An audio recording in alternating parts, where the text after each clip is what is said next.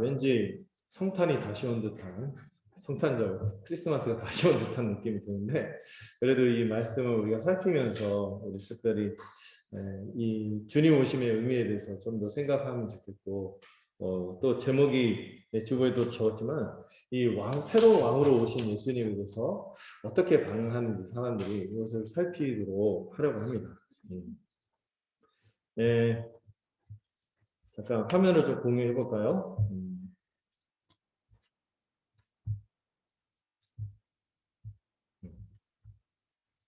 먼저 우리가 그 말씀을 좀 살피면서 화면도 같이 보시면서 우리가 들은 말씀 좀 복습을 좀 해보려고 하고요. 자, 1장 1절부터 17절까지 마태복음에 우리가 항상 신약성경 새 이제 마음 먹고 읽으려고 할 때 약간 혼란스러운 마음을 좀 족보가 나오죠. 이 족보에는 세 가지 메시지가 있다고 말씀드렸죠. 예수님이 어떤 분인지에 대한 선언이 있어요. 예수님은 다윗의 자손, 왕이시다. 이런 선언을 하고요. 두 번째로 우리와 이 족보에 나오는 이름들을 연결을 짓고 있어요. 예수님이 아브라함의 자손이듯이 그분을 통하여 우리도 새로운 하나님의 백성으로 언약 백성으로 연결되어짐을 보여주고 있고, 세 번째로 거기 나온 의외의 이름들을 통해서 우리같이 자격 없는 자들도 이런 상속의 복을, 하나님 나라를 상속받는다는 복된 메시지가 이 족보에 들어있다. 특별히 그 어떤 사람들이 있었죠? 자격 없는 여인들. 옛날에 좀 시대가 후졌나 봐요. 여인들 자격 없다고 여겼거든요.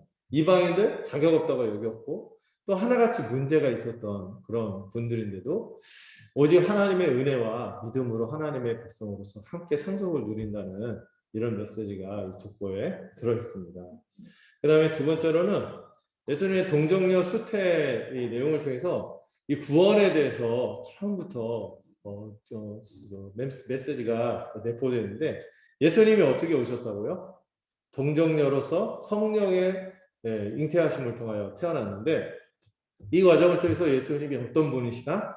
참 사람이시다. 참 하나님이시다. 그리고 온전한 의인으로 우리를 구원할 수 있는 구원자의 자격이 충분히 있는 그런 오심으로 이 세상에 오셨고, 그래서 그것이 우리의 구원의 토대가 되죠. 이번 한 주간도 제가 글 쓰면서 그 부분에 대해서 얘기했는데, 우리의 구원이 그냥 주어진 게 아니라 정말 믿을 만한 그런 내용이구나 하는 것들을 좀 묵상할 수 있으면 좋겠다는 생각을 했어요. 그리고 구원의 내용이 살짝 나옵니다. 예수님의 이름을 통하여 계시가 됐죠. 예수라는 이름이 되게 흔했음에도 불구하고 예수님의 이름을 딱 지정해서 설명을 해요. 죄로부터 구원하실 분, 자기 백성을 죄로부터 구원하시는데, 이 죄로부터 구원이 뭘까? 이 와닿는 설명이 뭘까? 제가 고민하면서 제가 배운 바 복음의 내용들을 종합하면서 세 가지로 생각했거든요. 형벌과 지배와 오염으로부터의 자유다. 근데 제가 이렇게 하고 나서 나중에 공부를 따로 했는데 깜짝 놀랐어요. 저하고 똑같은 이 죄로부터의 구원을 이 세 가지로 설명하시는 분이 있더라고요. 누구냐면 어거스틴. 제가 그분 책을 본 게 아닌데, 야, 생각하는 게 다 똑같구나. 같이 하나님 말씀 보면서. 물론 여러분 제가 어거스틴 반열이 있다고 자랑한 게 아니에요. 발끝도 못 따라가죠. 근데 이게 복음에 대한 어떤 이런 성경을 보면서 느끼는 게 다 깨닫는 게 똑같구나 하는 생각을 해봤어요. 이 죄의 형벌로부터 우리가 자유하고 죄의 지배로부터 우리가 이제 전에 죄를 지을 수밖에 없었던 존재여서 죄를 안 짓고 살 수 있는 존재로 주님이 우리를 인도해 가실 겁니다. 그리고 우리 자체도 처음에는 좀 이상할 거예요. 그러나 점점 이 죄로부터의 오염에서 점점 정결하게 하시고 거룩하게 하셔서 우리를 주님 닮아가는 형상으로. 또 예수님이 우리를 의롭다 선언도 하죠. 법정적으로 선언도 하지만 우리 예수님은 의사로 오셨잖아요. 우리를 고쳐주실 거예요. 망가진 인생들을 회복시켜줄 거예요. 이것을 우리가 사모하면서 우리 주님 오시는, 우리 주님이 이걸 이루실 분으로 오셨구나를 사무치게 마음에 새겼으면 좋겠어요. 그 다음에 이렇게 주님이 구원하시는 목적이 뭡니까? 이 주님이 구원하시는 목적이 있어요. 죄로부터 우리를 구원하시는 목적이 뭐예요? 우리를 정결케 하고 거룩하게 하심으로써 하나님이 원래 우리와 함께 하시고자 하는데 함께 할 수 없었잖아요. 우리가 죄가 많고 더럽고 부패하는 인생들을 함께 할 수 없는데 하나님이 이 구원을 하심으로써 임마누엘 하시려는 그런 거대한 계획이 있었다. 임마누엘의 은혜. 그게 언약의 핵심이죠. 나는 너희의 하나님이 되고 너희는 내 백성이 될 것이다. 우리가 함께 연합하여 완전한 삼위일체 하나님처럼 함께 교제하면서 사귀면서 살아가는 이런 것들을 하나님은 고대하셨고 그것이 복으로 안식으로 우리에게 주어지는 것이다. 이런 내용들을 지난주에 동정녀 수태 이런 독특한 탄생 방식이 우리에게 구원을 어떤 교훈을 주는지에 대해서 세 가지로 구원의 토대, 내용, 자격, 목적. 저 오늘 컨디션이 안 좋은 것 같아요. 왔다 갔다 하네요. 이 세 가지를 제시하는 것을 보게 됩니다. 자, 그리고 오늘 그 유명한 성탄절 때마다 동방박사 막 이래서 이 찬양하면서 막 아기가 막 마구간에 누워 있고 막 이런 그 약간 아기자기한 동화 같은 그런 장면이 펼쳐지는 것 같은데 오늘 이 본문을 좀 깊이 들여다보면서 좀 입체적으로 이 본문을 좀 이해하면 좋겠다는 생각을 해봤어요. 네. 자, 먼저 새로운 왕이 등장하자 소동이 벌어지는 장면이 1절부터 3절에 나옵니다. 그리고 그때 시대가 어떤 시대인지를 설명하는데요. 그때는 누가 유대 땅을 다스릴 때라고 나와 있습니까? 헤롯. 네. 헤롯. 그리고 이 헤롯과 더불어 오늘 나오는 주요 등장인물이 헤롯, 그 다음에 동방 박사들 있죠. 동방으로부터 온 박사들. 이렇게 나왔고 또 한 부류가 있으니 종교 지도자들. 네, 두 부류가 나오죠. 대제사장과 서기관들이 오늘 등장하고 있습니다. 오늘 이 왕으로 오신 예수님에 대해서 앞에서 쭉 얘기를 했는데 족보에서도 동정녀 수태를 통해서도 탄생했을 때 막상 새로운 왕이 왔을 때 이 세상이 어떻게 반응하고 있었는지를 짧게 보여주는 거예요. 본문은. 네. 그랬을 때 먼저 헤롯에 대해서 생각을 해볼까요? 그림을 한번 보실래요? 제가 오늘 많이 준비했답니다. 하고 나면 약간 아마추어다 싶긴 한데 이 가운데 조그만 녹색으로 테두리 그려진 이 그림에 있는 사람이 헤롯이에요. 헤롯인데 예수님이 태어날 때 그 헤롯은 좀 차별화시켜서 이름을 헤롯 대왕이라고 부릅니다. 이 사람이 처음으로 이 가문, 헤롯 가문에서 처음으로 유대의 왕이 된 사람. 유대의 왕이 되었고 신약 성경에 헤롯이요 여러 명이 나오거든요. 헤롯이 왕 이름이라고 생각하면 돼요. 가문의 이름이고 왕 이름이라고 생각하면 돼요. 로마로 치면 시저가 황제 그 성을 그 황제 이름처럼 쓰듯이 헤롯이 그런 이름이에요. 그래서 많은 헤롯이 있어서 헷갈리면 안 되는데 예수님 태어날 때 헤롯은 헤롯 대왕입니다. 헤롯 대왕 처음으로 왕이 된 사람이에요. 유대인의 왕이 된 사람인데 이 사람이 제가 여기 써놨지만은 정치하고 외교에 있어서 아주 능통한 사람이었어요. 아주 정치를 잘했어요. 외교도 잘하고 수학가였죠. 이 사람이 원래는요, 항상 정치를 잘하려면은 뭐를 잘해야 돼요? 정세 분석. 어디에 힘이 몰려있고 장래성이 있는 거예요. 그리고 뭘 잡아야 돼요? 썩은 동아줄이 아니라 황금 동아줄을 잡아야 돼요. 근데 헤롯이 처음에 누구한테 붙어 있었어요? 로마에서도 안토니우스, 여러분 클레오파트라 애인이라고 하는 안토니우스 있죠. 이 사람이 굉장히 군사적으로 강하고 이집트 먹고 있고 그래서 굉장히 힘이 셌거든요. 또 이집트하고 또 이스라엘도 붙어 있고 하니까 헤롯이 어떤 판단을 했어요? 안토니우스한테 붙으면 콩고물이 좀 많겠다. 딱 붙었어요. 근데 나중에 세상에 전쟁이 벌어졌는데 누구하고? 안토니우스하고 옥타비아누스라고 이 사람이 나중에 가이사 아우구스투스 시저 황제, 최초로 로마의 황제가 되는 사람인데 이 둘이 싸움을 붙었는데 누가 이겼을까요? 당연히 황제가 된 사람이 이기겠죠. 옥타비아누스가 승리했어요. 그러니까 원래 헤롯이 이쪽에 있었으니까 원래 어떻게 돼야 돼? 숙청당해야 되는데 어떻게 했냐면은 잽싸게 옥타비아누스한테 가서 붙습니다. 어떻게 하냐면은 막 울면서 자기 면류관, 자기 왕관에서 이걸 들고 로마 시저한테 가고 이거는 제가 이 왕관을 쓸 자격이 없습니다. 왕이시여, 진정한 황제시여, 이거를 받아주시고 저보다 훌륭한 사람에게 주시옵소서. 하면서 막 알랑방구를 끼고 막 울면서 아부를 하고 그래요. 그러니까 시저가 됐다, 너 그냥 써라. 그래갖고 돌려버려요. 그래서 원래 숙청될 수 있었는데 살아남았죠. 여러분 이렇게 할 때 대대적인 숙청이 있는데 이게 살아남은 사람이에요. 그리고 이 사람이 그런 문제가 있었는데 약점이 있었어요. 뭐 어떤 약점이 있었냐면 이 사람이 정통 유대인이었나요? 아니었어요. 정통 유대인이 아닌데 유대의 왕이 됐으니 사람들이 별로 안 좋아. 거기다가 이 사람이 혈통이 백족 그 에돔 사람이거든요. 에돔의 혈통이 반쯤 섞여 있는 혼혈이다 보니까 어때요? 왕으로 자기를 내세우기가 약간 꿀리는 거죠. 혈통적으로 약점이 많았고 거기다가 지금 자기가 왕이 됐는데 유대 사람들이 지지해서 왕이 된 게 아니라 누가 임명했어? 이스라엘 유대 땅을 식민지 지배하고 있는 로마가 그 분봉 왕으로 임명한 거예요. 임명된 왕이에요. 그러니까 유대 사람들이 좋아해, 싫어요? 별로 좋아하지는 않겠죠. 이런 정치적인 약점하고 혈통적인 약점이 있다 보니까 그래도 이제 사람들 민의를 모아서 이끌어 가야 되잖아요. 그러면 사람들 민심을 사로잡아야 되는데 그래서 한 게 뭐예요? 성전을 중건하기 시작합니다. 성전이 없었나요? 있었어요. 예, 있었는데 되게 초라하게 그 스룹바벨 그 포로기로 다녀서 스룹바벨이라는 사람이 초라하게 지었는데 이 성전을 원래 처음에 성전 지었을 때 솔로몬이 성전 지었을 때 사이즈가 이 미시 여기 그림이 있죠. 미시축구장하고 좀 약간 비등비등한 그런 사이즈예요.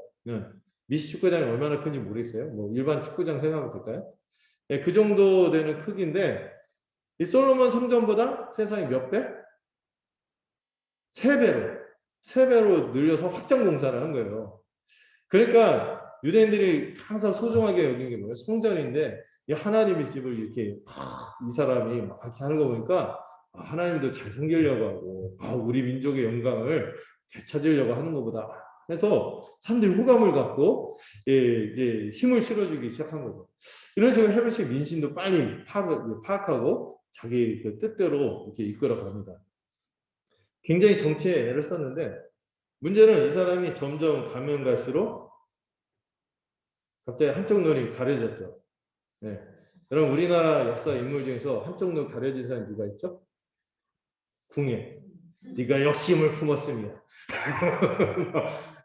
관심법 해갖고 막 멀쩡한 사람 네가 역모를 뀌었구나 하고 숙청하고 그러는데 헤롯이 그런 사람이었어요. 이 점점 권력 말기가 되면서 나이가 되면서 이제 힘이 딸린다 생각하니까 세상에 이 점점 권력에 대한 심한 집착에 빠져서 편집증에 걸리고 시기심이 굉장히 이제 심해지는데 정통 원래 이 사람이 그 원래 결혼한 아내가 있었는데 이 사람이 결혼만 한 6번을 힘 있는 가문들하고 이제 그 외교 관계를 하기 위해서 6번이나 결혼을 하는데 원래 결혼한 아내를 살짝 버리고 맏아들도 살짝 버리고 그리고 나서 언론을 결혼을 했는데 어떤 사람하고 결혼했냐면 일단 분봉왕으로 임명됐는데 혈통의 약점이 되니까 이 혈통의 약점을 커버하기 위해서 이 유다 왕족의 여인을 아내로 맞습니다. 마리암이라는 여인을 아내로 맞은 거예요.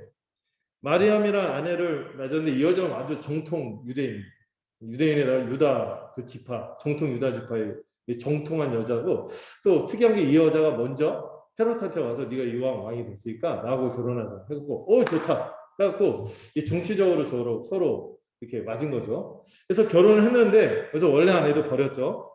그런데 이 여자가 너무 탁월한 거예요. 너무 똑똑하고 막 그러니까 이 헤롯이 위협감을 느껴서 어떻게 하냐면은 마리암을 죽입니다.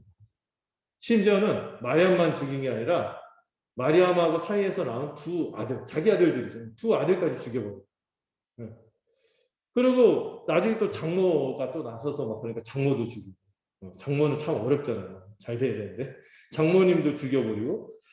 굉장히 이 권력에 대한 집착이 심한 사람이었어요.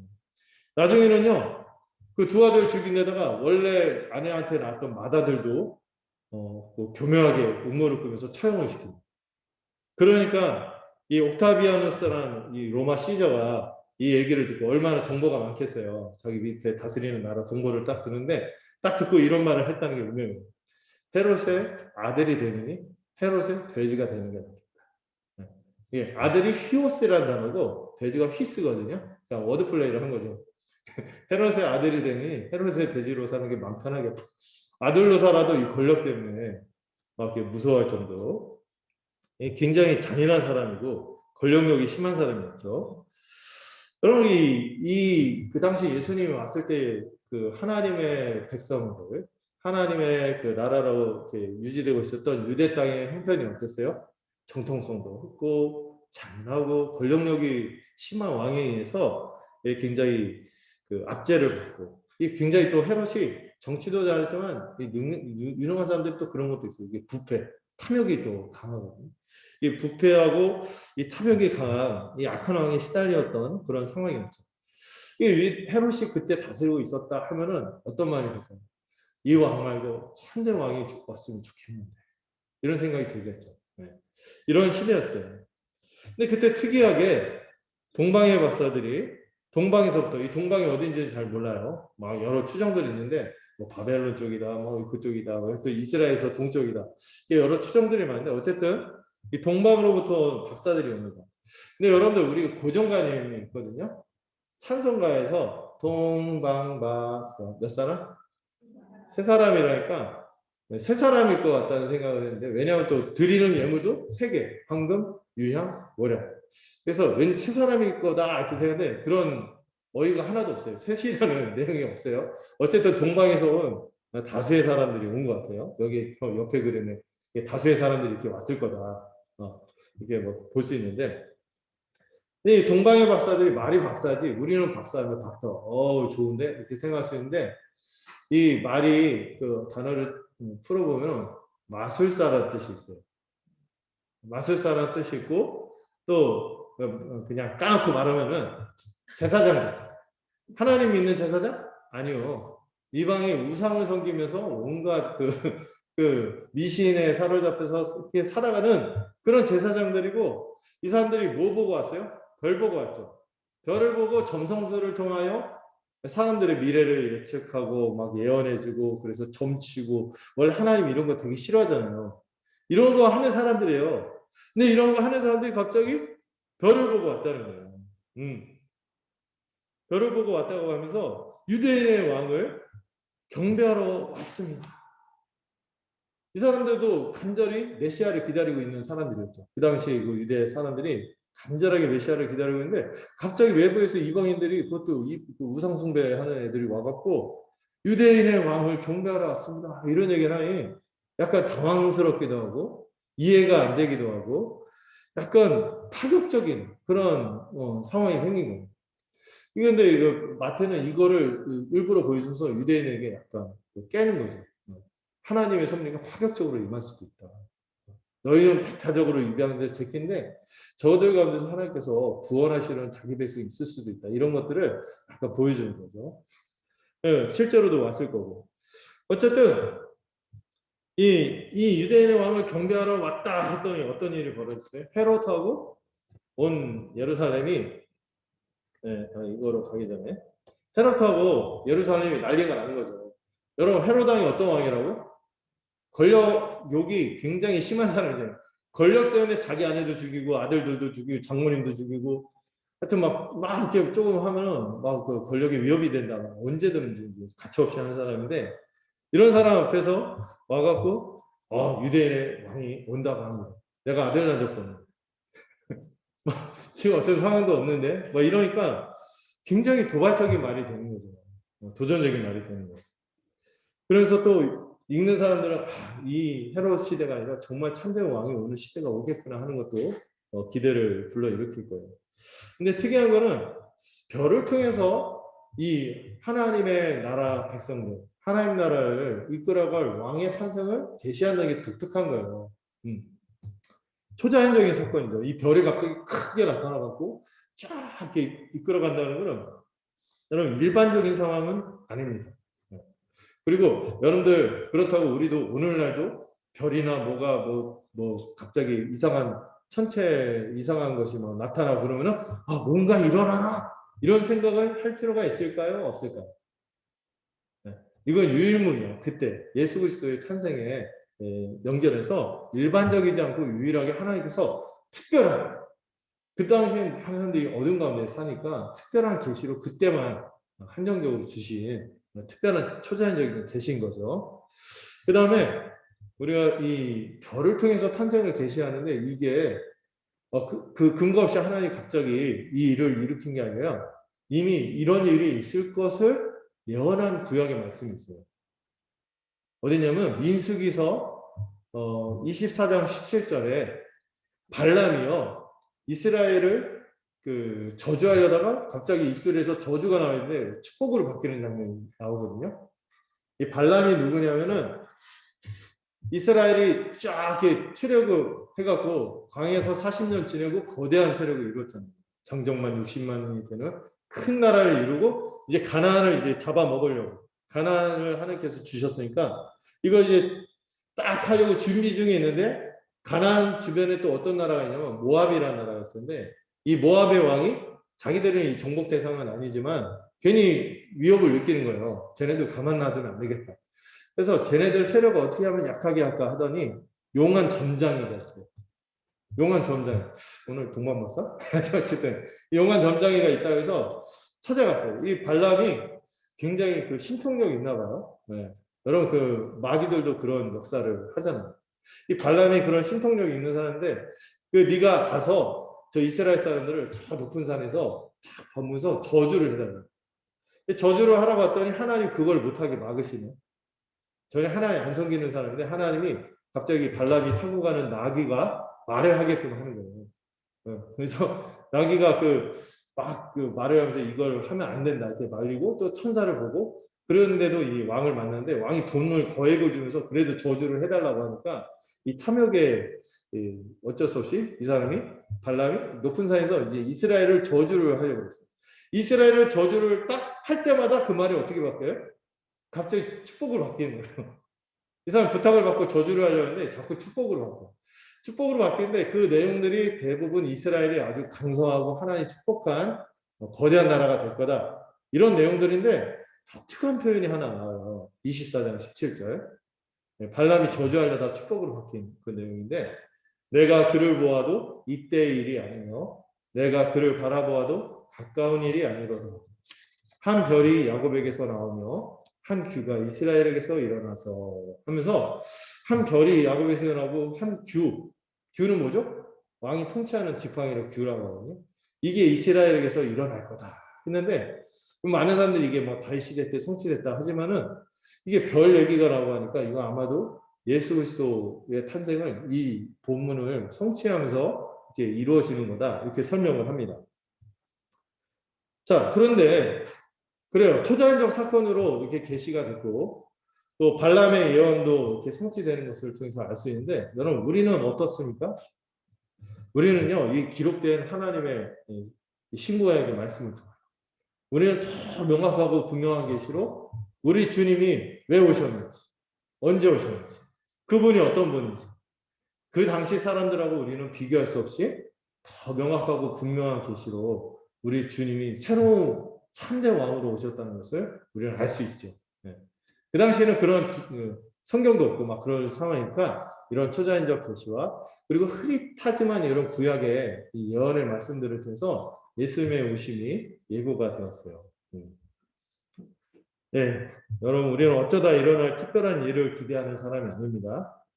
그리고 구약의 예언처럼 그림자만 보는 것이 아니라 우리는 우리 주님의 오심, 우리 예수님이 오신 것을 통하여 우리 온 세상을 다시 보는 사람들입니다. 우리 인생이 어떻게 될지, 우리의 삶이 어떻게 펼쳐질지 다시 보고 다시 해석하고 이 완성된 복음을 통하여 우리에게 주어진 계시를 믿고 이 당시 사람은 참 힘들었을 거예요. 별 보고 막 그 정처 없이 막 헤매면서 다니고 아니면 명확하게 드러나지 않은 구약의 말씀만 붙잡고 막 헤매는데 우리는 그게 아니죠. 명확하게 주어진 하나님의 말씀을 통하여 우리의 구원을 확신하고 더 기뻐하고 살 수 있게 된 것입니다. 어쨌든 이 헤로드 왕과 온 예루살렘이 이 동방에서 온 사람들이 갑자기 새로운 유대인의 왕이 나타난다 이 말에 술렁이기 시작한 거예요. 새로운 시대가 온 거죠. 이제 그 당시 사람들이 말은 못해서 이 가짜 왕 때문에 이 악한 권세들 때문에 굉장히 힘들고 정말 시달리며 살아왔는데 이제 그 모든 것이 바뀔 거예요. 빛을 잃어 그들이 다 이렇게 무너지고 참된 왕이 등장함으로 기존의 세상은 이제 막 흔들리고 소동하는 것을 보여주는 거죠. 그리고 그들이 세웠던 질서는 무너질 것이고 예수님이 오심으로 완전히 새로운 세상과 삶이 펼쳐질 것을 오늘 본문을 통해서 기대감을 주는 것이죠. 여러분, 그래서 이 악달라에서 우리가 좀 정리해 보자면은, 여러분, 복음이 우리 변화를 가져온다고 믿습니까? 복음이 변화를 가져올 거예요. 사람들은 다 헤롯과 같은 악한 죄와 사단, 이런 사망이 즐비한 세상. 그래서 헤롯 같은 이들이 이 악재하는 세상에서 벗어나지 못하고 신음하고 있지만, 우리 주님이 오셔서 새로운 세상이 시작되었다는 거죠. 참된 하나님의 통치가 일어날 거예요. 여러분, 이 참된 하나님의 통치가 일어나는 것을 받아들이고 누리기 위해서는 어떻게 해야 됩니까?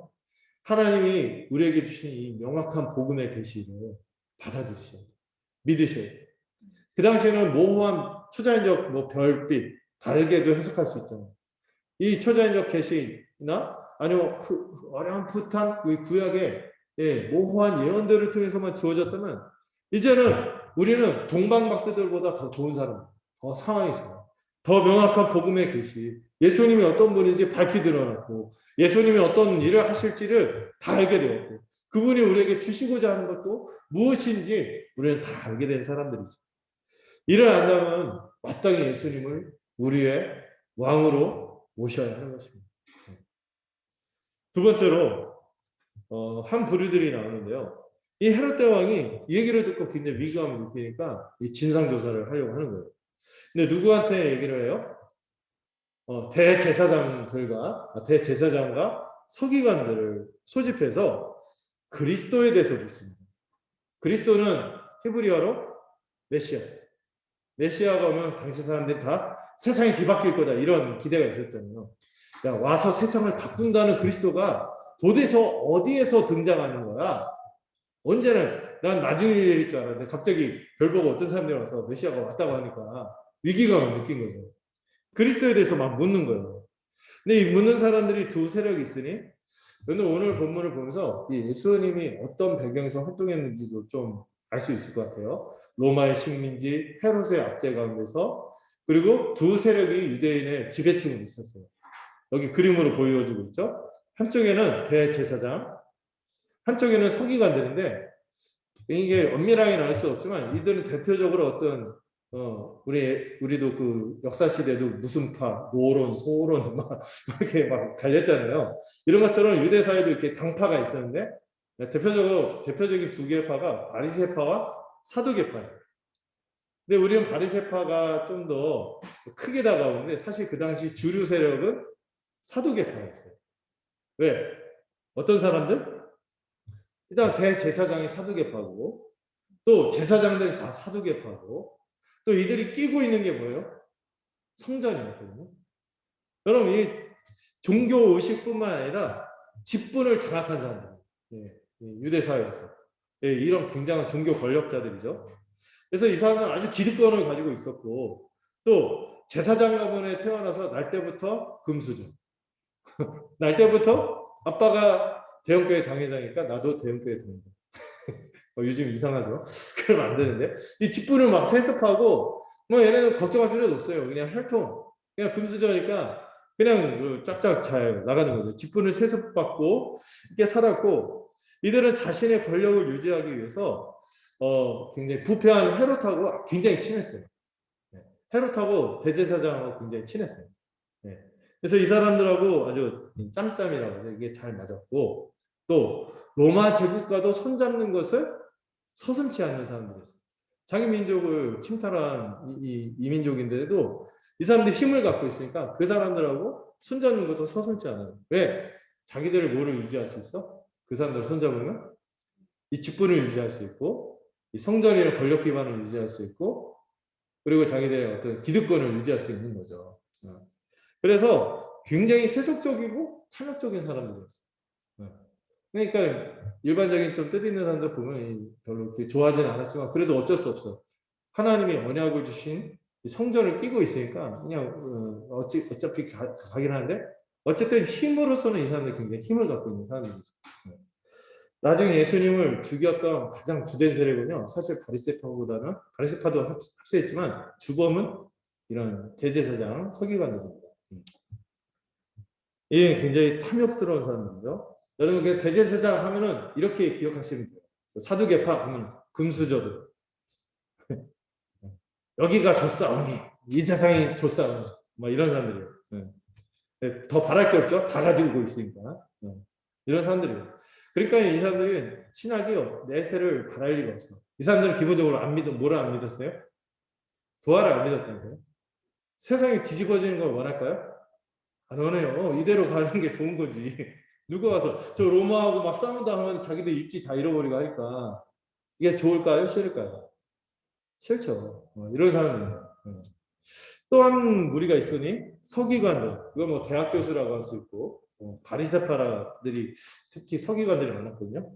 이 사람들이 뭐로 좀 힘을 갖고 있었냐면 율법하고 경건한 삶으로, 경건한 행위, 대표적으로 구제, 금식, 기도 이런 거 되게 열심히 했어요.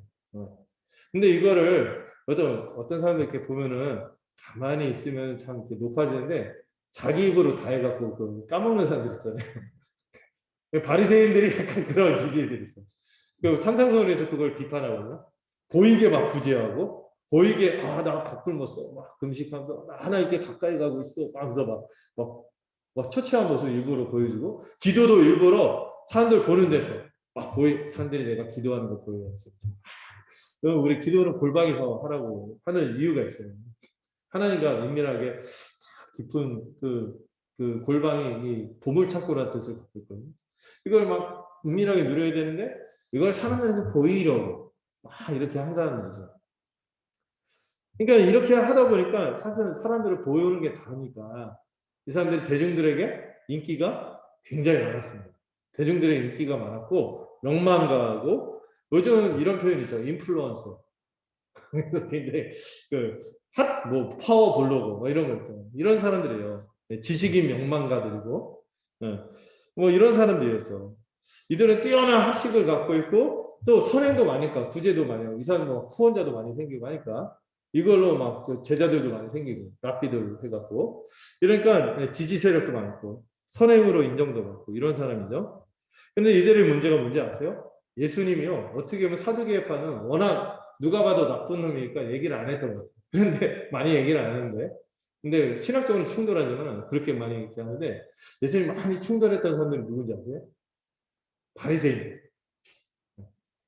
바리새인들이 오히려 예수님하고 충돌했어요. 이들은 어떤 사람이면 자기 의가 강하죠. 죄인이 한 거. 우리가 왜 죄인이 돼? 그래, 죄인이지. 그런데 왜 저런 세리 죄인 창기하고 우리가 똑같아야 돼? 이런 식으로 예수님과 계속 대척점을 간 사람들이 바리새인들. 자신이 하나님 앞에서 똑같이 누구나 다 똑같고 차별 없이 나도 똑같이 하나님의 은혜가 필요한 죄인이다. 이거 받아들이기 힘들었어요. 왜? 열심히 살았잖아. 왜 열심히 사는데 나를 인정 안 해주려고 이런 그 마음을 갖고 살아가던 사람들이 바리새인들이고요. 근데 사람들한테 보이기 위해서 하다 보니까 사실 아닌 거 많잖아요. 우리가 안에 보면 알잖아요. 솔직히 나 보면은 별거 아닌 거 알잖아요. 별거 아닌 거 들키기 싫으니까 뭐 할 수밖에 없어? 외식. 자꾸 보이는 외식을 막 하는 거죠. 얼굴과 얼굴을 맞대고 진정한 관계가 아니라 방금 위선적으로 자기 의로운 거 선한 척하면서 뒤로는 막 음험한 마음으로 가득한 사람들이 이런 바리새인들이었죠. 자, 이들 둘 다 사실 성경의 전문가예요. 성경을 율법과 더불어 이들이 받은 그 구약의 말씀을 들이다 파야지 자기 권력 기반이 유지가 되니까 요거는 열심히 연구를 하니까 헤롯이 와서 물어보는 거야. 야, 이런 얘기가 있는데 그리스도가 언제 나타나는 거야? 어디서 나타나는 거야? 어디서 등장하는지. 메시아 그리스도가 어디서 등장하는지 물어보니까 이 사람들이 뭐 어떻게 해요? 야, 저에게 한 달 연구 기간을 주십시오. 연구비 주십시오. 이게 들어간 게 아니라 듣자마자 뭐래? 유대 베들레헴에서 나기로 돼 있습니다. 하고 딱 답이 나오는 거예요. 그럼 이런 일이 있었다 얘기를 들으면 어떻게 해야 돼? 진짜 메시아가 세상에 등장하나 보네? 하면서 어떻게 해야 돼? 같이 동방박사보다 먼저 가서 영접해야 되는데 이들은 유대 베들레헴에서 난다고 합니다. 이러고 어떻게 하고 있어요? 아무 일도 안 하고 있어요, 지금. 그냥 소독만 하고 있죠. 동요만 하고 있지, 어떤 움직임도 보이지 않습니다. 여러분, 헤롯이 묻자, 이 둘 다 베들레헴에서 태어난다고 바로 대답하거든요. 메시아가 온 것을 초자연적인 계시도 주어요. 또 이런 어렴풋한 구약의 예언들도 또 그 말고도 메시아가 등장하도 얼마나 세원하게 이 예언서들의 말씀 통해서 주어졌어요. 이런 기대도 있고. 근데 이동도 안 해요. 어떤 움직임도 없어요. 왜 그럴까요? 특히 바리새인들은요, 그 사두개인들 원래 나쁜 놈들이니까 기득권에다가 아주 그 타락한 애들이니까 그렇다 쳐도 바리새인 서기관들은 어떤 사람들이냐면은 이 중간기 동안 이 바리새인들 특히 이들은 이 바리사란 말 자체가 구별된다는 뜻이 있거든요. 다른 사람과 자신을 다 특별하게 하나님께 거룩하게 구별하기를 원한다, 드린다 이러면서 뭐를 열망한 사람이에요? 이 세상이 바뀌기를 원합니다. 이 세상이 바뀌어서 메시아가 오고 새로운 왕이 와서 이 세상을 바꿔주기를 원합니다. 이거를 간절히 소망했던 사람이에요. 그래서 뭐 했어요? 주기적으로 금식을 해요. 주기적으로 메시아가 오기를 바랍니다. 여러분, 바꾸는 거 대단한 거 아닙니까? 바꾸면서 예수님이 오기를, 예수님이 아니죠. 메시아가 오기를 원합니다. 뭐 이러고, 뭐 간절히 기도도 하고, 금식도 하고, 소망도 한 사람이에요. 근데 정작 베들레헴에서 예수님이 메시아가 태어나기로 했다. 이 말씀을 서로 해석하고 말해줘 놓고는 아무것도 안 해요. 이상하지 않나요? 저만 이상한가요? 저는 보면 이상했어요. 왜 가만히 있을까? 동방 박사들이 유대인의 왕 메시아가 왔다는 소식을 전했는데 전혀 움직임이 없어요. 방관하고 있습니다. 이 대제사장을 비롯한 사도계파 성전 세력은 왜 그랬을까? 이렇게 생각하면은요, 이들은 일단 어떤 사람들이었어요? 변화가 달갑지 않은 사람이었어요. 이대로가 좋은데 무슨 새로운 왕이 나타나서 뭘 바꿔? 지금 헤롯하고 내가 쏟아놓은 돈이 얼마인데 로마하고 내가 얼마 욕먹어가면서 이렇게 했는데 메시아가 온다고? 힘들겠죠. 싫은 거예요. 이미 자신은 돈도 있고 지위도 있고 권력도 있어요.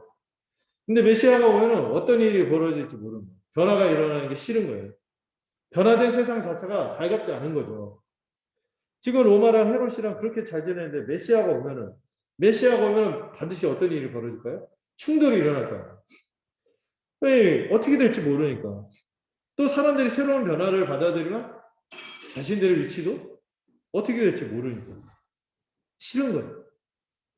거기다가 그동안 거의 40몇 년간 공사를 했다고 하거든요. 헤롯이 재임 기간 이상, 헤롯이 죽고 나서도 이 성전을 계속해서 중건하거든요. 46년인가 중건했다고 하는데 이 성전을 3배나 확장하면서 엄청나게 자신들의 입지를 다져놓고 있는데 새로운 왕이 왔는데 지금도 뭐 누가 바뀌니까 그동안 했던 사업을 없는다 만다 이러잖아요.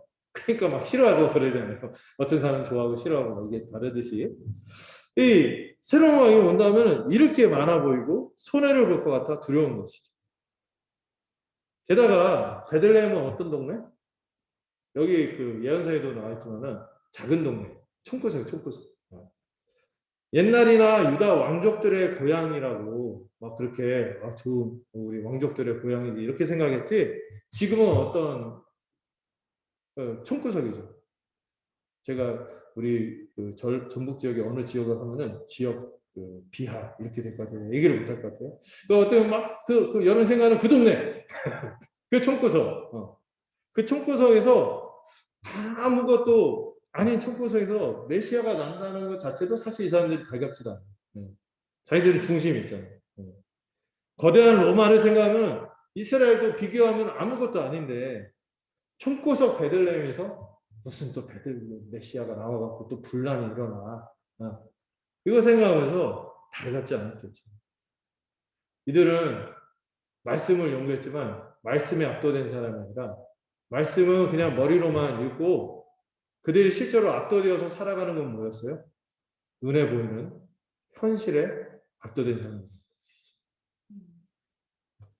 그런 신앙생활을 하더라도요. 이런 좀 약간 덜 익은 신앙생활을 할 수도 있어요.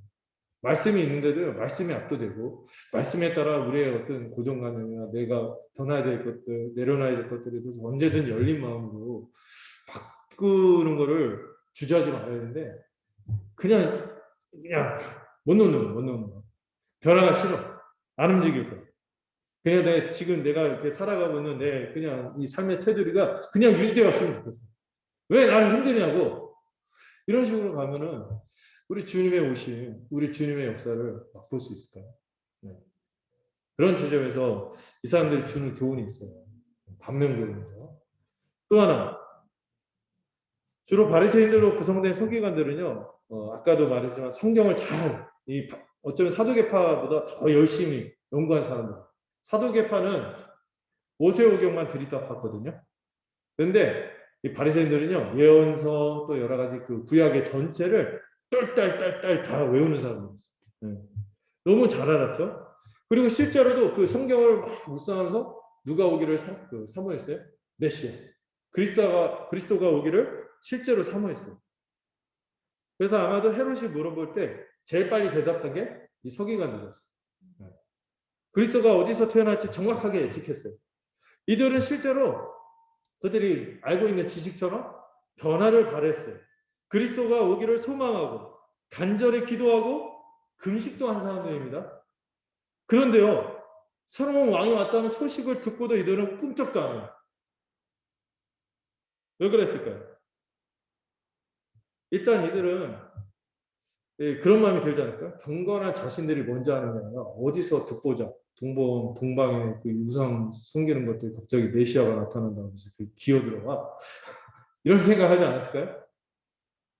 자기들이 열심히 하나님께 더 가까이 가고 이렇게 자기들이 더 하나님의 뜻을 더 잘 알고 하나님께 더 가까이 가는 사람들을 생각하는데 어디서 듣보자 동방박사들이 와서 이렇게 막 메시아가 오네 마네 그러냐 이거죠. 만약에 메시아가 오면은 저런 사람들이 아니라 누가 먼저 알아야 돼? 우리가 먼저 알아야 되는데 저 사람들이 막 하고 하니까 저거 아닐까 이런 거죠. 교만해져요. 성경에 기록되어 있고 놀라운 징조도 나타났지만 자신들에게 주어진 게 아니니까 안 믿겠다. 내게 주어진 게 아니니까. 내 어떠한 것을 인정해주지 않으니까. 그런 거 아니지. 뭐. 이런 거. 내가 받아들여지지 않고 나의 어떤 입지나 위치를 인정해주지 않으니까 이건 아니야. 이런 식으로 저항하는 거죠. 이들은 메시아가 오면은 세상을 뒤집고 자신들과 같이 열심히 산 사람들, 말씀도 잘 알고 똑똑하고 사람들에게 인정받는 경건한 삶이 있는 자기들의 의로움을 인정할 메시아를 기다립니다. 그리고 그 메시아가 오면 당연히 그 새로운 세상에서 자기들이 주역이 될 거다. 내가 주도할 거다. 내가 주정하고 내가 더 떵떵거리고 내가 더 영향력을 발휘하고 이런 생각을 가졌었어요. 게다가 저런 이방의 더러운 우상을 숭배하는 죄인들이 경건한 자신들보다 먼저 메시아의 오심을 깨닫고 이렇게 와서 하고 있다는 사실 자체가 불쾌한 거예요. 여러분 이게 바리새인의 문제하고 사두개파의 문제가 아니라 신앙이들에게도 자칫 항상 예수님이 교훈한 게 바리새인의 누룩, 헤롯의 누룩, 사두개의 누룩이었거든요. 이게 도살일 수 있다니까요. 그래서 메시아가 자신들을 찾을 것이라고만 생각했지 자신들이 오신 메시아를 찾아갈 생각을 하지 않는 거예요. 당연히 메시아가 오면 누구부터 찾아야 돼요? 자기들을 찾아야 된다고 생각해요. 자기들이 찾아갈 생각을 하지 않는 거예요. 주어진 말씀에 이 건의에 순수하게 열린 마음으로 대응하지 않는 거죠. 말씀을 알고도 징조가 있어도 방관한 것이요. 결국 이 두 세력은요. 제가 전문용어를 또 쓸게요. 짬짬이 해갖고 예수님을 한결같이 대적하고 출교하기로 결의하고 나중에 예수님을 죽이기로 결의합니다. 이들이 모인 공의회를 산헤드린 공의회라고 하는데 바리새인, 사두개인 또 각 지파의 장로들이 구성된 70명이 하나같이 몇 명 의로운 두 사람만 빼고는 다 하나같이 다수결로 예수님을 죽이는데 앞장서는 사람들이 되죠. 이들이 이때까지는 아직은 아무것도 하지 않는 방관자적인 태도로 머물러 있어요. 애매하고 모호하고 이런 중립적인 태도만 가지고 있다가 결국에는 이것이 예수님에 대한 거부와 대적으로 이어지게 되는 것이죠. 주님도 그런 말씀하셨죠. 나와 함께 모으지 않는 자는 해치는 자. 주님의 오심에 대해서 열린 마음으로 대응하지 않고 그냥 애매하고 모호하고 중립적으로 그냥 약간 자기 뭐가 안 맞는다고 거슬린다고 이게 주저앉는 거죠. 그러다가 오히려 어떻게 해요? 아예 전면적으로 거부하고 대적하는 상태가 되는 거예요. 이들이 인용한 예언의 의미를 좀 살펴볼 필요가 있습니다. 이들이 어떤 말씀을 통하여 베들레헴에서 예수님이 나올지 예측했냐면은 이가서 5장 2절의 말씀. 베들레헴 에브라다야 너는 유다 족속 중에 작을지라도 이스라엘을 다스릴 자가 내게로 나올 것이다. 그의 근본은 상고에 영원에 있느니라. 하면서 이 미가서에서 이 예수님이 오시면 이렇게 예측한 거죠. 베들레헴이 아주 총구석이지만 거기서 하나님의 백성을 다스릴 위대한 지도자가 나타날 거라고 다시 또한 나타날 거라고. 어떤 왕처럼? 다윗 왕 같은 왕. 다윗이 왕이 다윗 같은 왕이 등장할 거라고 예측했는데 실제로 다윗과 같은 왕이라는 것을 기대할 수 있는 게 이 사무엘상 5장 2절에서 다윗이 왕위에 오를 때 그들이 이런 표현을 해요. 백성들이 다윗을 왕으로 옹립할 때 여호와께서도 왕에게 말씀하시기를 내가 내 백성 이스라엘의 목자가 되며 내가 이스라엘의 주권자가 되리라 하셨나이다. 사실 여기에 이 목자가 베들레헴에서 난다 이 말씀은 이 두 말씀을 조합해서 서기관들이 말하는 거예요. 이 사람들 해석해서 이 두 말씀이 조합해서 알기는 잘 알죠. 목자는 왕에 대한 표현이에요. 그 양떼들 같은 백성들을 이끌어가는 그 왕, 신실한 왕, 왕의 마음, 하나님의 뜻에 합한 왕, 그런 이스라엘의 목자, 이스라엘의 주권자가 베들레헴에서 다시 날 거라는 것을 알고 있었던 거죠. 이 말씀을 조합해서 잘 해석까지 잘한 거예요. 이들은 예언서에 과거에 있었던 역사를 기록한 말씀을 서로 잘 연결해서 해석까지 잘했어.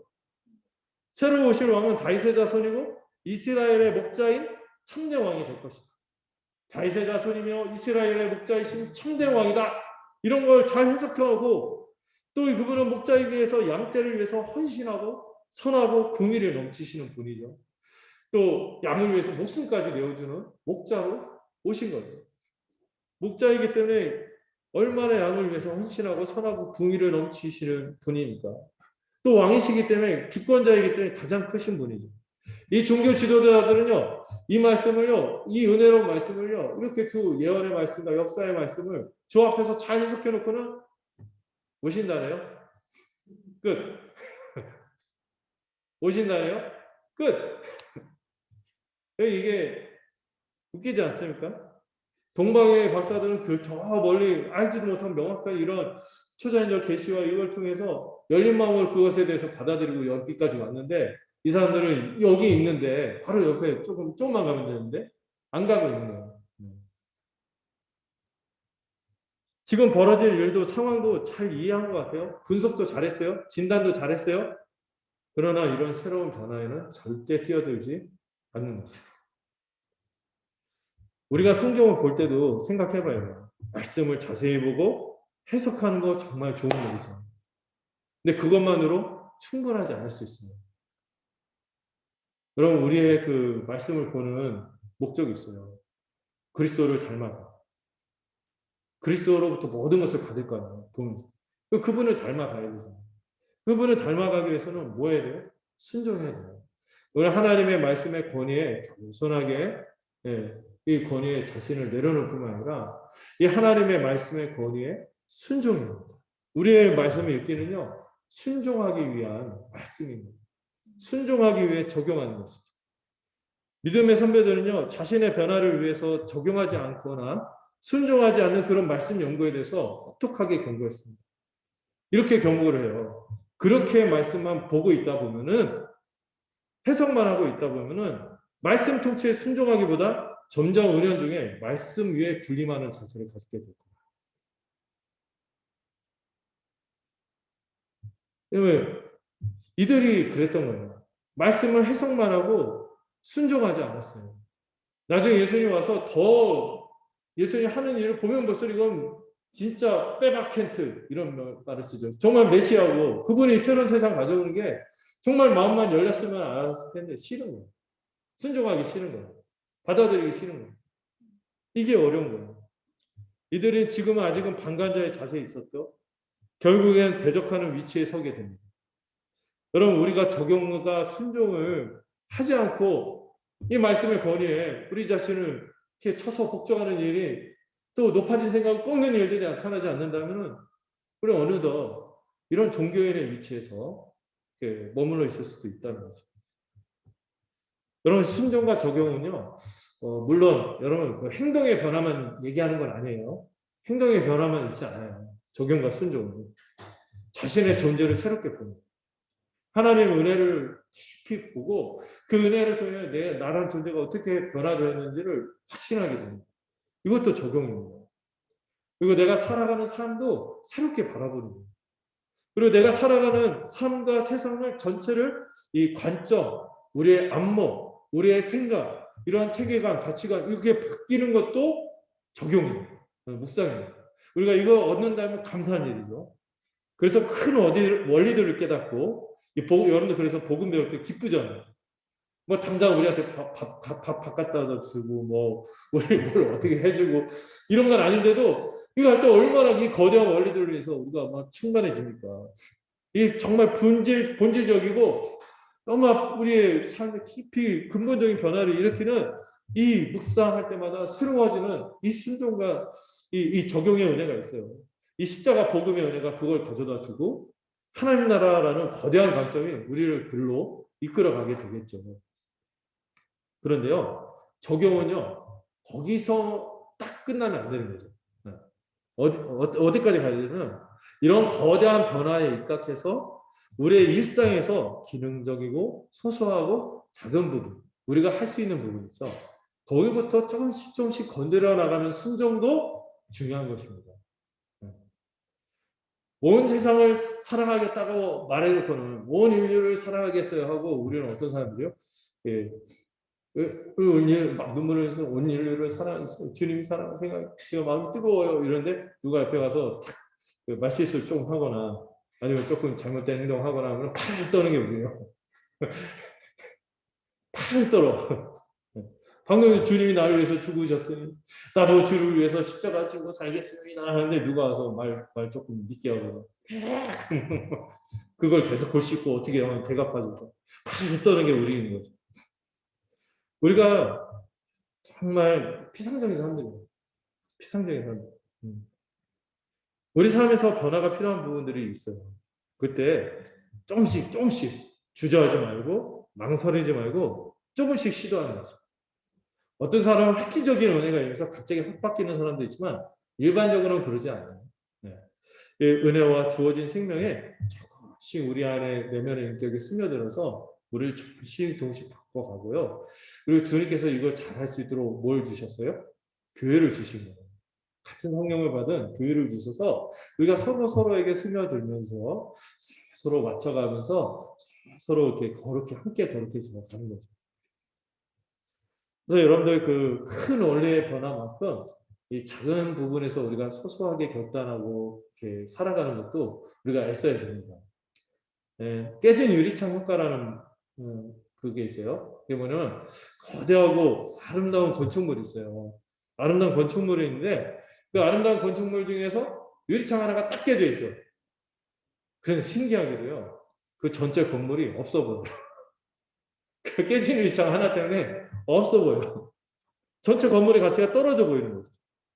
그래서 우리가 적용할 때도 혹시 나에게 이 깨진 유리창 효과처럼 내 삶에 어떤 발목을 잡는 어떤 부분, 걸그적거리게 하는 부분이 있지 않나 이런 거를 깊이 하나님의 말씀 붙잡고 묵상하는 거죠. 누가 지적하는 것보다 스스로 이렇게 보는 거예요. 내게 깨진 유리창이 있지 않은가? 이런 부분이 있으면 고수하고 고칠만한 것이죠. 또 이런 예도 듭니다. 적용할 때 뉴욕 지하철이 굉장히 범죄의 온상이었던 온 경찰력을 더 증강시키고 투입하고 이렇게 범죄를 막으려고 해도 범죄율이 안 떨어져. 더 이렇게 심해지는 거죠. 근데 그 블룸버그가 그 시장 이름이 맞는지 모르겠는데 이런 시장이 정책을 하나 펼쳤는데 그거 하나 정책이 범죄율을 획기적으로 떨어뜨렸어요. 뭐랄게요? 그것은 비밀 하면 안 되죠. 뭐냐면은 무임승차만 철저히 단속합니다. 무임승차 하나만 철저히 단속했는데 세상에 연쇄적으로 무임승차만 단속했는데 전체적으로 범죄율이 함께 떨어진 거죠. 그 작은 변화 하나가요. 전체 조금씩 영향을 끼친 거예요. 우리도 새로 발을 디딜 변할 삶의 부분이 무엇인지 주님께 지혜를 달라고 구하고 시도를 해보는 거예요. 좀씩 시도를 해보는 거죠. 특히 복음을 알아가고 교회로 사는 데 있어서 여러분들 혹시 내 자신에게 복음적으로 살고 교회로 살고 이렇게 하고 싶은데 뭔가 발목을 잡는 깨진 유리창 있나요? 혹시 무임승차 이런 걸 뭐 맞듯이 이런 지점을 박으면서 내가 조금은 더 나아질 수 있겠다. 이런 지점이 있을까요? 해보는 거. 믿음인 거죠. 자, 이 본문으로 다시 들어와서 헤롯 왕이 위기감을 갖습니다. 이제 새로운 왕이 오면 어떻게 되죠? 네. 이제 자리를 뺏기는 거예요. 네. 이 권력력의 화신이기 때문에 그런데 이걸 티내면 안 되죠. 적개심을 속이고 은밀하게 박사들을 불러서 별이 언제 나타나는지 물어봐. 왜 언제 나타나는지 물어봤을 거예요. 위치는 알았어요. 베들레헴. 언제 나타나는지 알면은 뭐가 파악이 되죠? 인적 조사가 파악이 되죠. 몇 살? 언제 나타나는지 알면은 몇 살인지 대략 추정이 나오잖아. 언제 나타나는지 물어보니까 그거 알아갖고 그 바로 이 다음 본문에 그 사단을 일으키는 거예요. 2살 이하의 아기들 싹 사라져.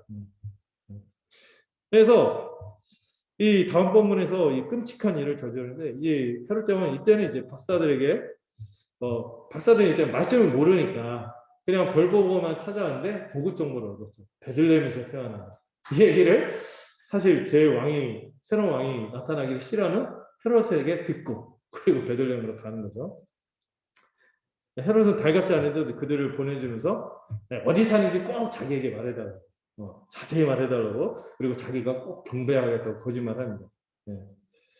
이 박사들이 참 그 열린 마음을 갖고 참 열정적이고 이렇게 멀리서 온 거는 대단한데 치명적인 약점이 있죠. 눈치는 없는 거죠.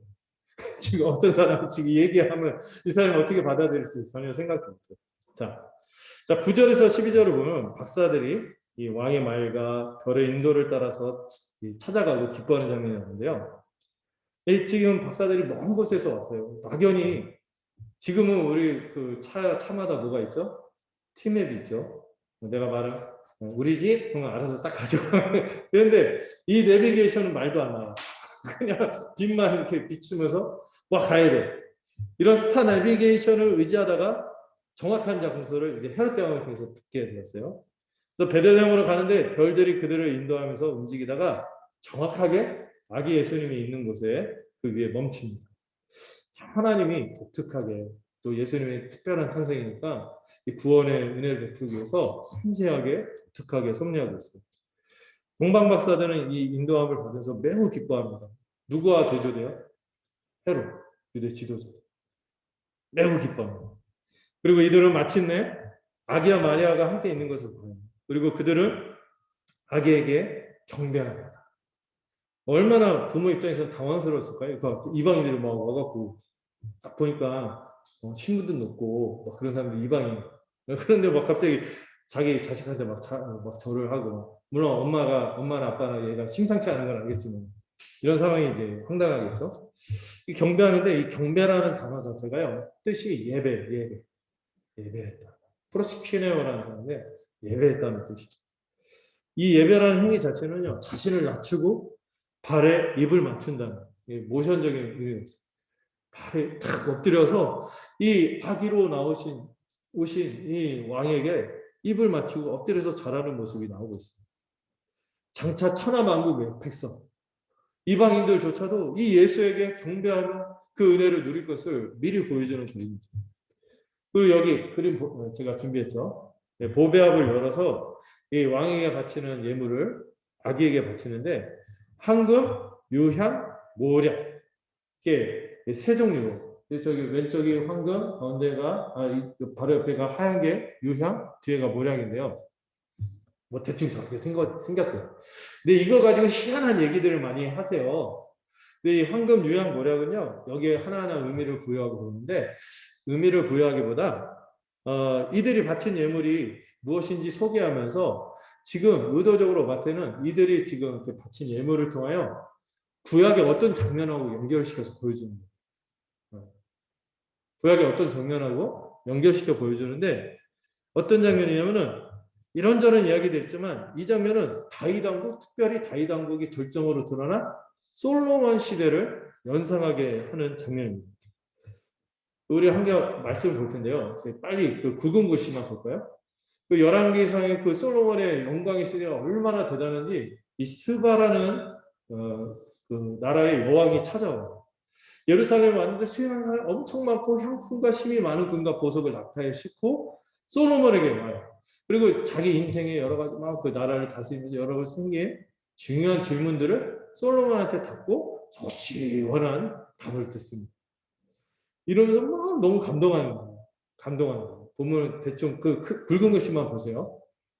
예. 감동하는데 예, 다음에 말씀을 보시면은 이런 얘기를 해요. 복되도다. 사람들이요 복되도다. 당신의 신하들이 항상 당신 앞에서 이런 지혜를 들으니 정말 복되도다. 하나님은 찬양받기를 원한다.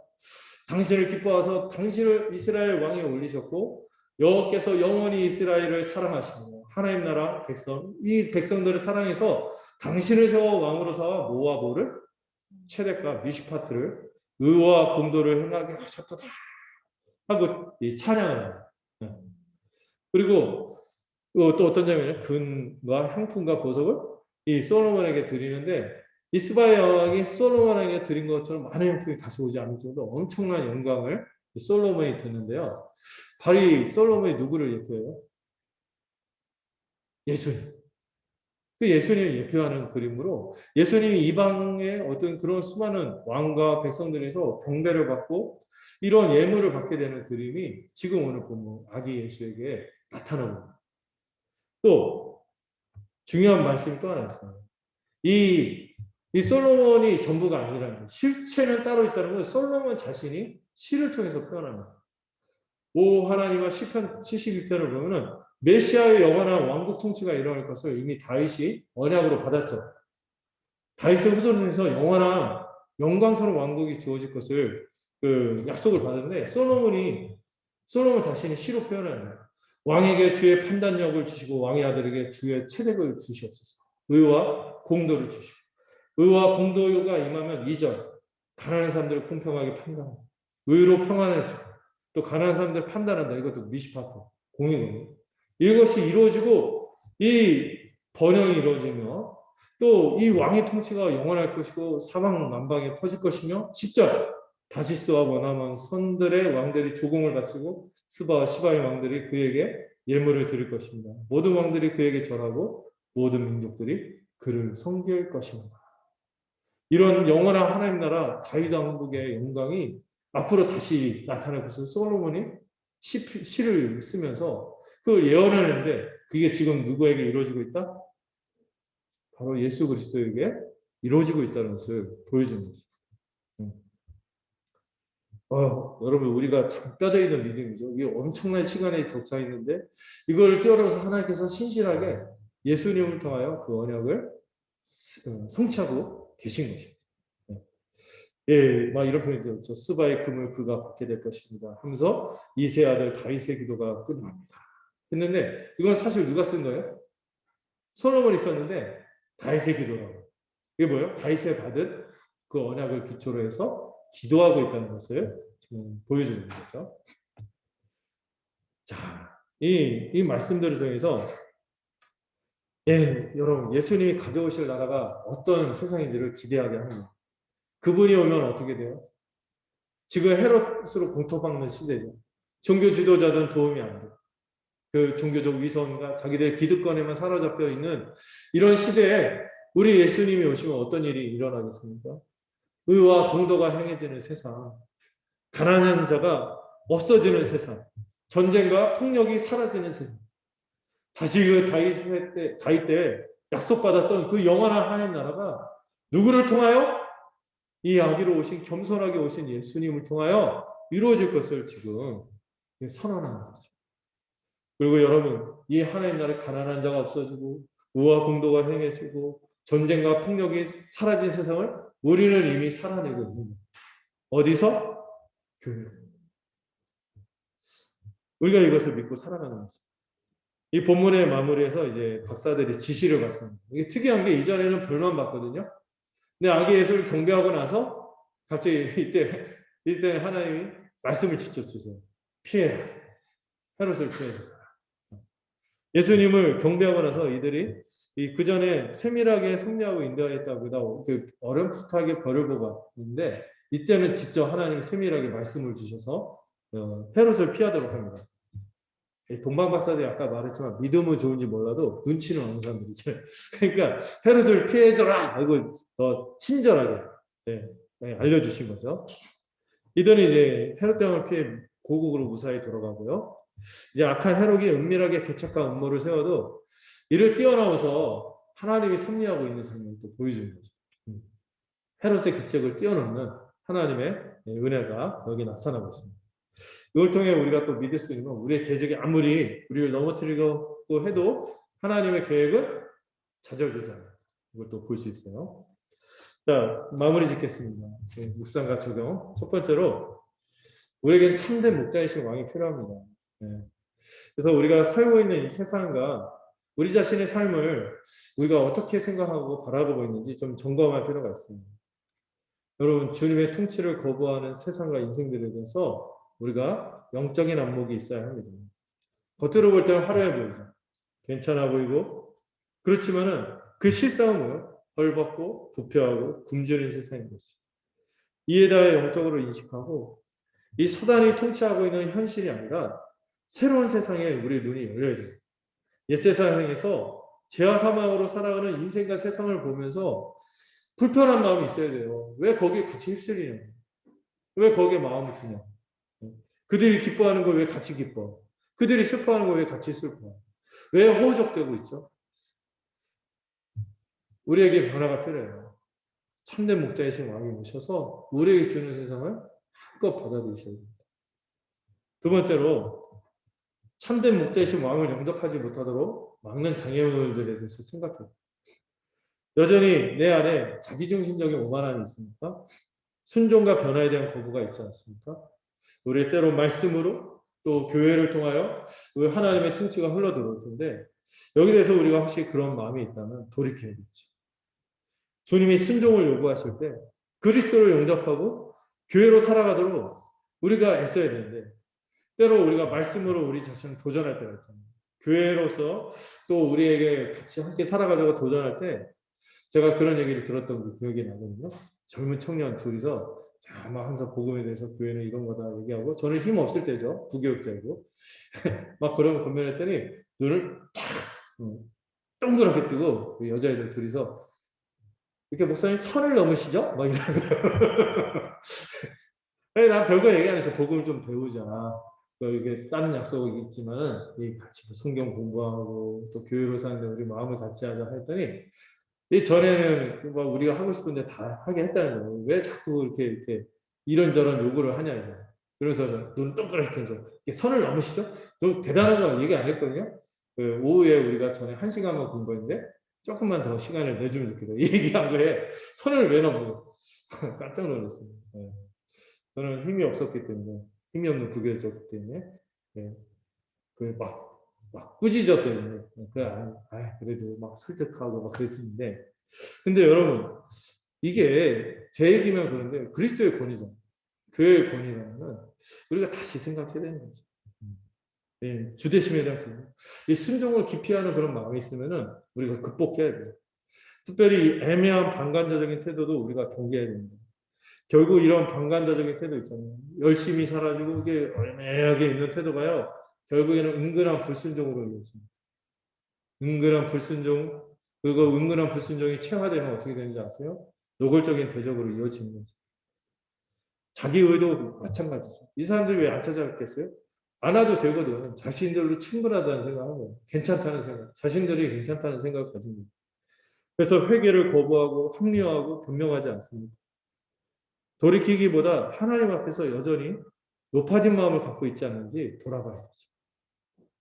우리 주님은 겸손하게 우리를 위해 죽기 위해 아기 예수로 오셨는데 우리는 오히려 여전히 스스로 왕노릇하고 있다는, 마땅히 드려야 할 경배를 거부하고 은근한 불순종이나 방관하는 태도가 있다면 돌이켜야 될 것입니다. 마지막으로 우리 참된 목자이신 우리 예수님이 가져올 세상과 이 삶에 대한 믿음을 가졌으면 좋겠어요. 네. 이 천국 복음에 대한 소망을 가지시고 또 뛰어드세요. 이 동방박사들처럼 이 그들은 명확한 계시가 주어지지 않았음에도 하나님의 은혜로 이 아마 성령의 이끄심이 아닌가 싶어요. 그 예수에 대해서 반응하고 헌신하고 비용 계산하겠습니다. 그리고 결국에는 하나님이 그들을 복으로 돌아가도록 그 편안한 길로 인도했듯이 우리도 정말 우리의 인생 가운데서 우리가 감당치 못할 것들은 피하게 하실 거고 결국 우리는 어떻게 될 거다? 승리할 것에 대해서 확고할 수 있으면 좋겠어요. 우리의 믿음이 우리의 참된 목자이신 예수님을 통하여 정말 그 반응, 온전한 반응, 자기중심적인 오만함도 주대심을 거부하는 것도 아니고 적당히 방관하는 태도 아니고 정말 믿음으로 반응하고 열린 마음으로 뛰어들 수 있는 우리가 되기를 간절히 소망합니다. 기도하겠습니다.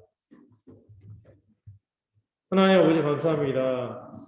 우리 주 예수 그리스도께서 이 땅 가운데 악의 모습으로 이 세상에 오셨고 아무도 이를 알지 못할 때 하나님께서 특별한 계시로 별로 이 사람들을 인도하고 또 주어진 말씀을 통하여 이것을 해석하게 하시고 또 이것에 따라서 이 새로운 왕의 오심을 기뻐하며 경배하는 모습이 있었는데 우리는 믿음을 갖고 있다 하고서도 여전히 혹시 주되심을 거부하는 모습이 있지는 않지. 헤롯처럼 그런 오만한 모습이 있지 않지. 아니면 바리새인처럼 자기에 빠지고 위선에 빠져서 자기들의 입지를 인정하지 않는다고 그렇게 그 설익은 마음으로 있지는 않지.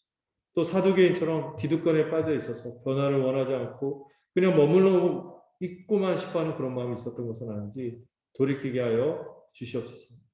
그러나 주님께서 이 아기로 오신 예수님, 겸손하게 오신 그 예수님의 은혜에 우리가 녹아져서 그 놀라운 은혜를 발견하고 우리 동방의 박사들처럼 열린 마음으로 믿음으로 반응하고 경배하며 영접하며 주로 모시고 살아가는 고결한 인생들이 되도록 주께서 은혜를 부어주시고 축복하여 주시옵소서.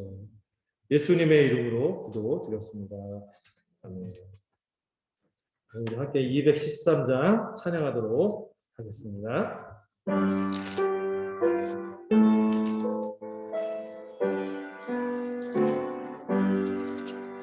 나의 생명 드리니